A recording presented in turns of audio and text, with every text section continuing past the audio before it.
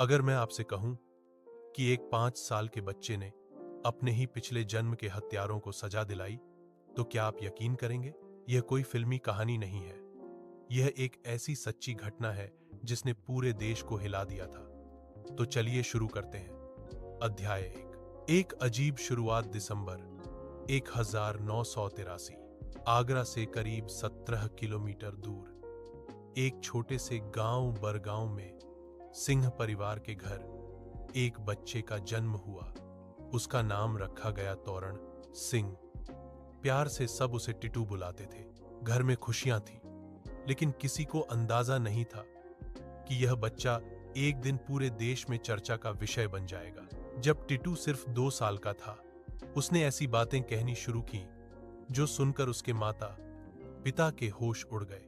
वह कहता, मेरी पत्नी और मेरे 2 बच्चे हैं, उनका ध्यान रखो।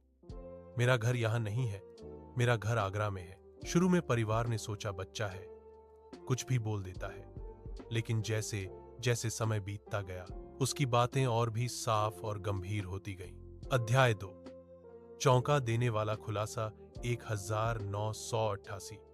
टिटू अब 5 साल का हो चुका था।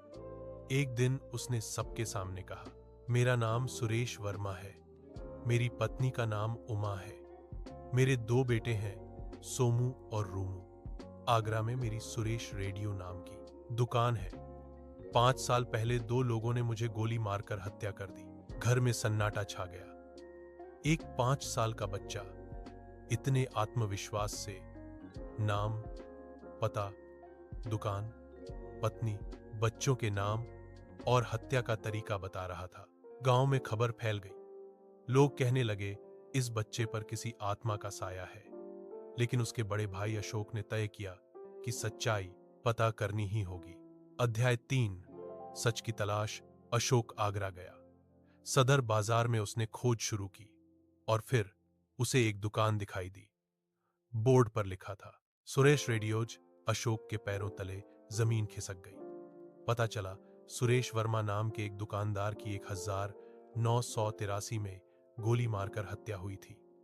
केस आज तक अनसुलझा था। सुरेश की पत्नी उमा और उनका परिवार जब टिटू से मिलने गांव पहुंचे तो जो हुआ उसने सबको स्तब्ध कर दिया। उन्हें देखते ही टिटू दौड़कर सुरेश की मां से लिपट गया और रोते हुए बोला, मां, आप मुझे लेने आई हैं? फिर उमा की तरफ मुड़कर पूछा, उमा, बच्चे कैसे हैं? उमा की आंखों से आंसू बहने लगे। अध्याय 4। अंतिम परीक्षा। टिटू को आगरा ले जाया गया।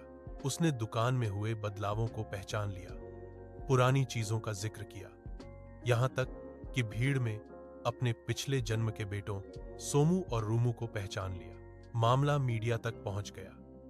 दिल्ली विश्वविद्यालय और विदेश के शोधकर्ताओं ने जांच शुरू की। सबसे अहम सवाल पूछा गया, तुम्हें किसने मारा था? टिटू ने एक नाम लिया, अपने ही व्यापारिक साझेदार का। पुलिस ने केस दोबारा खोला। कड़ी पूछताछ के बाद आरोपी ने हत्या कबूल कर ली। अध्याय 5। अदालत का फैसला। अदालत में पोस्टमार्टम रिपोर्ट पेश हुई।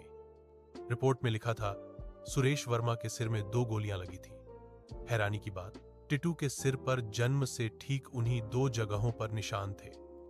अदालत ने सबूतों के आधार पर आरोपियों को सजा सुनाई। आज टिटू कहां है? आज तोरण सिंह टिटू एक सामान्य जीवन जी रहे हैं।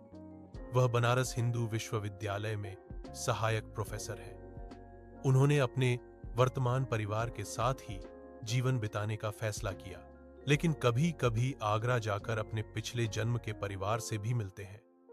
तो अब सवाल आपसे है, क्या यह सचमुच पुनर्जन्म था या फिर एक असाधारण संयोग? आप क्या सोचते हैं?